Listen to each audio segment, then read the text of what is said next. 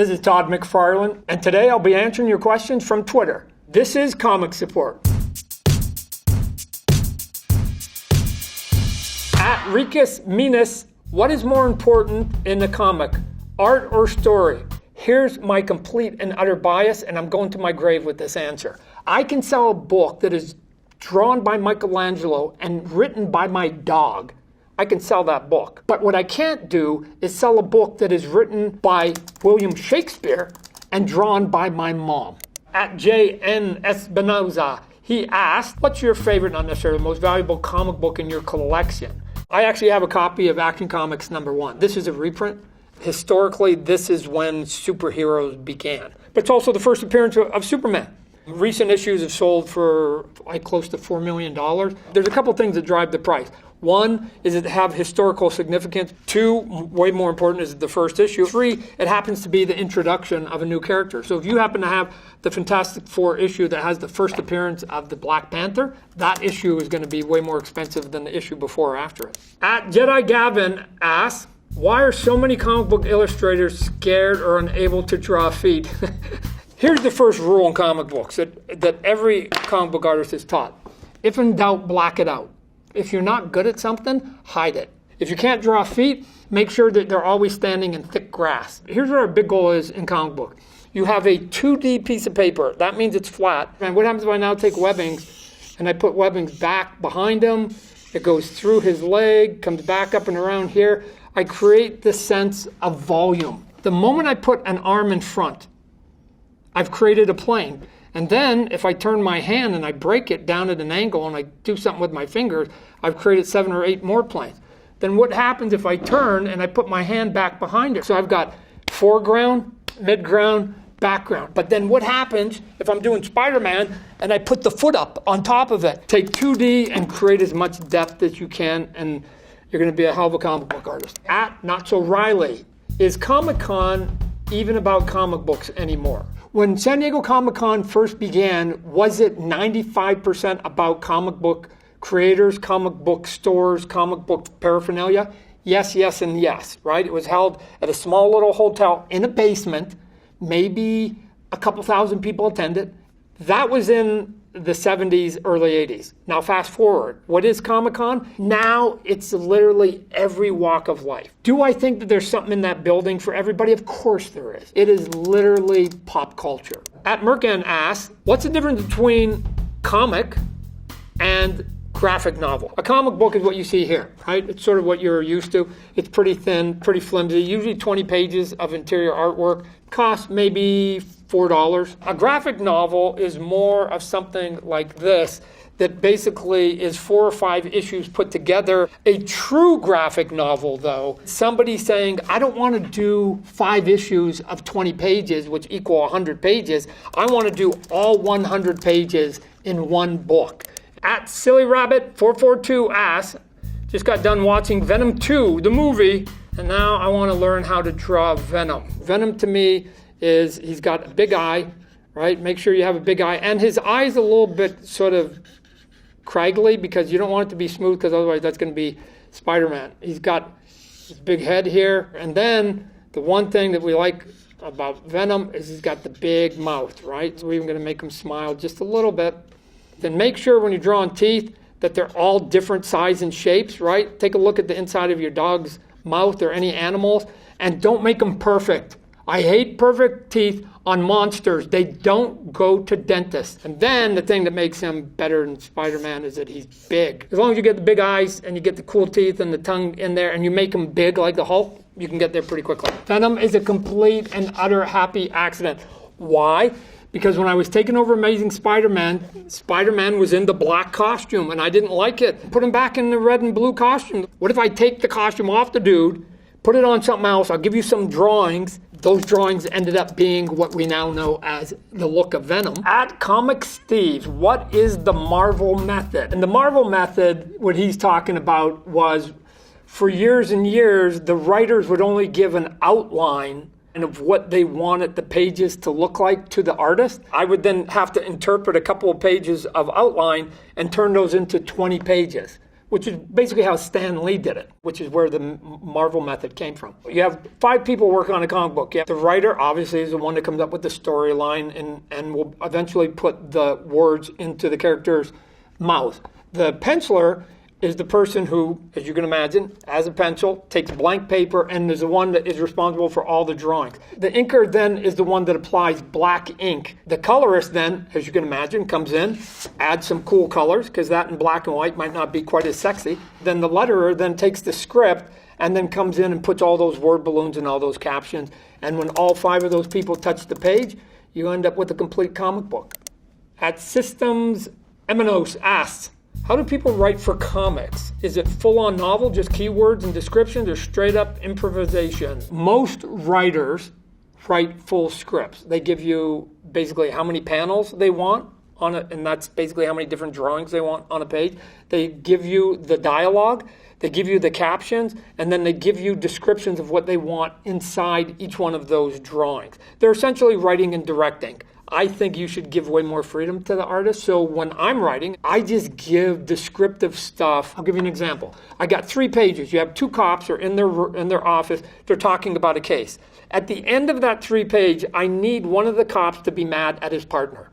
Do I care, personally, whether in those 3 pages, the 2 cops get mad at each other in the first page at the beginning, and then they're mad with each other at the very end, or if they're actually doing a good thing for 2.5 pages, and then near the end, one of the guys says something about the other guy's mama, and he goes, screw you, and then he walks out and he slams the door. Do I care? I do not. Admajimji asks, how the do comic book writers keep up with their continuity? Let's define what comic book continuity is. Basically, every time you come out with an issue, you're laying another sort of stone on a pathway, right? And so you can't contradict something that has previously been written unless you give a reason for it. I'll let you in on a little secret. Spawn, he's got a costume, and the costume, it's alive and it moves and it morphs. It wasn't actually alive on issue number 1.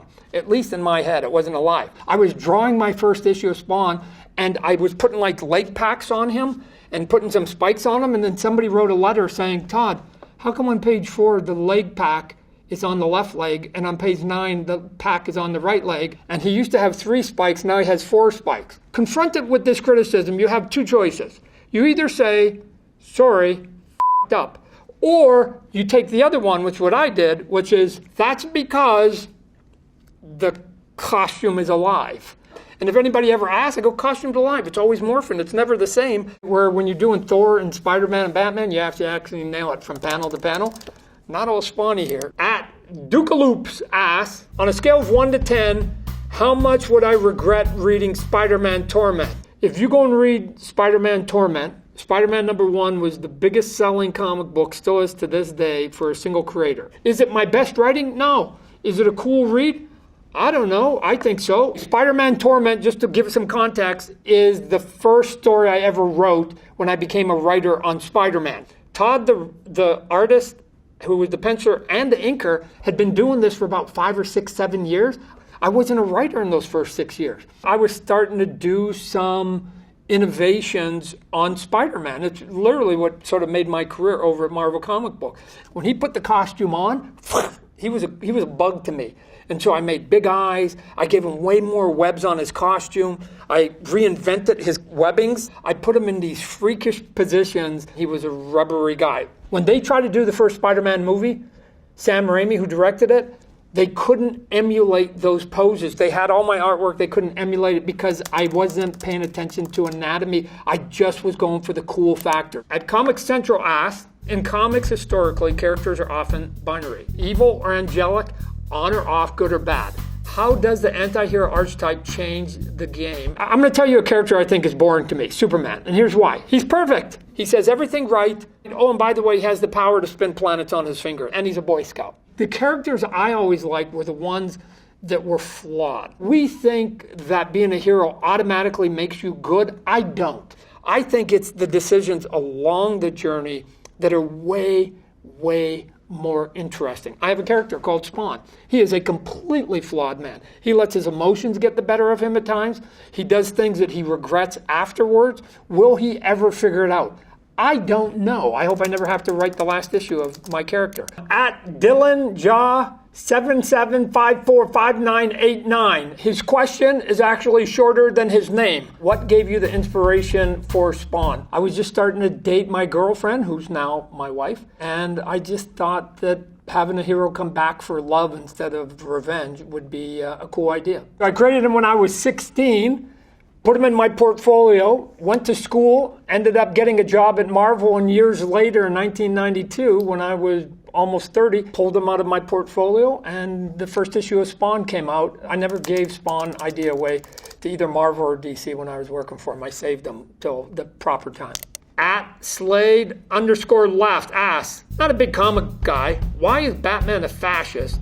And how did Frank Miller contribute to this? He's not a fascist. That dude's a badass. Go Bruce. I actually get Bruce Wayne. He knows that there are bad people out there and that they basically pick on innocent people that are basically less powerful than them. I'm going to come up with a black costume. I'm going to go scare the shit out of those bad guys. If you like the Batman movies today, you can thank Frank Miller. He did a twist on a character that I thought had gotten stale, so did he. And he just basically messed with the icon. And sometimes that's what you need to do. Every now and then you just need to shake the cage and let people see something a little bit different. At Nick Wetmore, which comic covers will always catch your eye and you can't help yourself to comment about on social media? I tried to basically just make it so that what I call the 3-second rule, I can just do a drawing, get my mom, go, Mom, 1, 2, 3, what did you see? She should be able to say, it looked like a person was jumping or flying over a city. And if she gets that basic information, then the clarity of the image is what I basically need. One of the covers I did that a lot of people seem to like is Hulk 340. Wolverine was in it and he's screaming, the camera's on Wolverine's face, and he's got his blades up, and I made his blades, instead of spikes, I made them fat, almost like butcher knives. And then reflected in the knives was a screaming Hulk. I thought it was an okay cover. I didn't think it was one of my best. Years later, they did a voting on Marvel's website for the all-time best comic book covers ever in the history of Marvel. It was voted number 1. At Scott Noble asks, I was thinking about Martin Scorsese's comment where he said, Marvel films are not cinema. And I must beg the question, can comic books be considered a form of literature? Of course. What are we talking about? Here's what comic books are. The combination of words and pictures. If you don't think the comic books are literature or art, don't consume them. Go and buy something else. But please step to the side, because somebody behind you might think they are, and we need them to come to the party. So here's the easy answer. Martin, you don't like them, don't go. And people who do like it will go. Flyfox Pro asks, who are some of your biggest comic book inspirations, specifically as they are reflected in your art? Jack Kirby, just because, again, I don't draw like him, but his storytelling was big and bombastic. John Byrne, for the way that he basically did some of his action. Gil Kane was a guy who, when he hit somebody, bam, it felt like you were getting shot out of a cannon. George Perez, he would draw machinery that still to this day stuns me. Marshall Rogers did some of the coolest capes I ever saw. All these people, you put them, a little bit of those influences in a blender, pour it out, and that becomes Todd McFarlane's style. But it really is using ingredients that have pre-existed, I think, from all the people that I grew up on.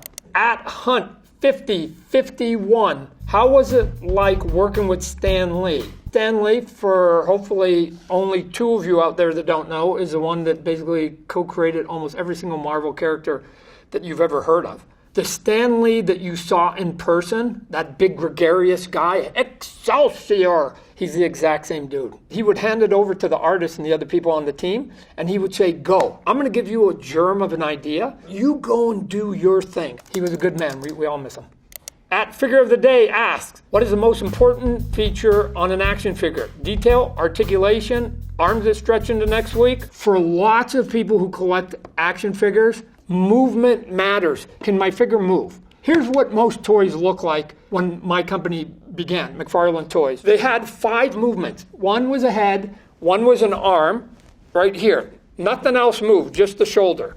This character right now not only has way more detail, is bigger than those toys were when I started, but it has 32 moving parts. The other ones had 5. After I broke into the toy business, I understand why toys are made a certain way. They're maximizing their margins of profit. At Harold_Magnus, back in February 1st, 1992, three friends called Todd McFarlane, Jim Lee, and Rob Liefeld founded a little independent comic book company called Image Comic. Have you ever heard about it? Yes, I have. I'm one of the co-founders of it. We all were working at Marvel comic books, and we were sort of the elite artists at that time. We left, started Image Comic Books. What we were just trying to do was come up with a way of doing business in the comic book industry that would make more sense to us. And so the biggest piece of it was all of us got to own our own ideas. When you're doing Batman, when you're doing Superman, when you're doing Spider-Man,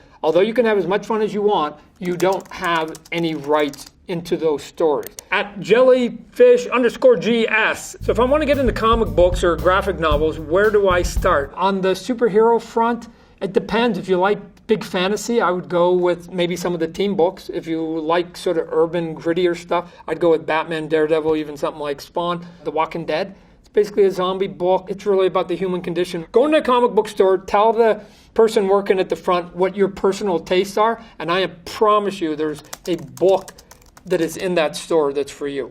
So those are all the questions today. Thanks for watching Comic Support.